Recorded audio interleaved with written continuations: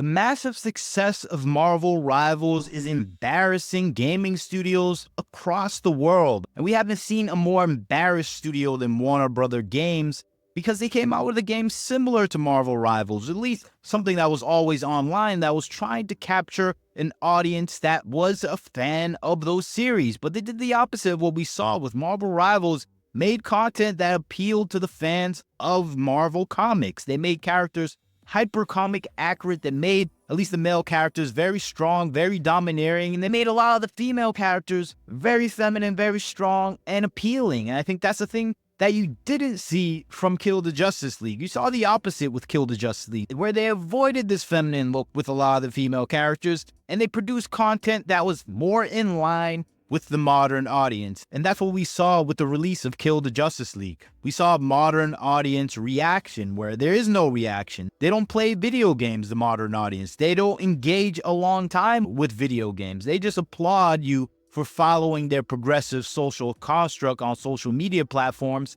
and don't purchase your game. And I think that's what we saw with the massive failure for Kill the Justice League. We saw the virtue signaling of Kill the Justice League be praised online, but we didn't see the numbers match up with that praise. And I think that's the thing that we're seeing a stark difference with Marvel Rivals. Marvel Rivals produced something that we actually wanted to play, and now that's why it's having a massive amount of success, and it's embarrassing the gaming industry because of that. It's embarrassing DC, and you can just look at the profit margins and the player interactions to see that stark difference. Marvel Rivals is truly unstoppable right now. Just out for a couple weeks, it's already topping 20 million players worldwide, playing this game actively, enjoying it. Whether on any platform and system, they're still engaging with this game. Of course, people are going to say it's a free-to-play game, that's why they're playing it, but they're playing it in long stretches and they're purchasing a large amount of skins. And I think that's the thing that we have to see as a success for Marvel Rivals.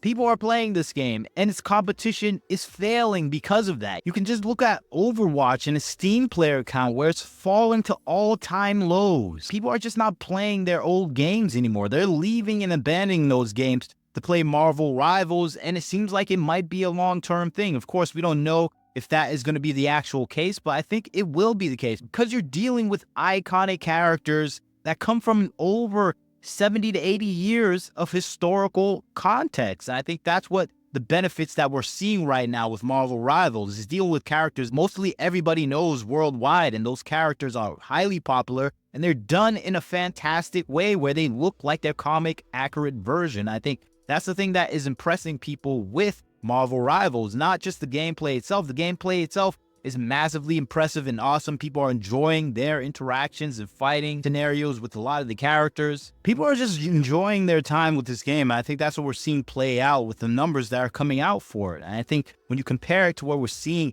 with a lot of properties that are trying to do the same thing or trying to capture that same audience, we're not getting that similar engagement. I think this is playing out in such a way where we're seeing that success transfer to Marvel Rivals because there's been a desire in the market for this type of game, and we're finally getting it from a Chinese developer. And of course, Chinese developers have their own issues when it comes to monetization, but that monetization issue is not there. And that's why this game is being a resounding success in the market, where it's free to play and it's not pay to win. And I think that combination is a killer combination that is leading to the massive interest in this game that is continuing on into the holiday season. And that is the thing that is showing the differences between Western developers and Eastern developers. They're taking the ball and running with it, while Western developers are stuck in their political mire of making ugly characters, uninteresting situations and storylines, and more dedication to progressive values, rather than making something for a fan base that is itching for something similar to the comic books that they've read from yesteryear. And we're just not getting that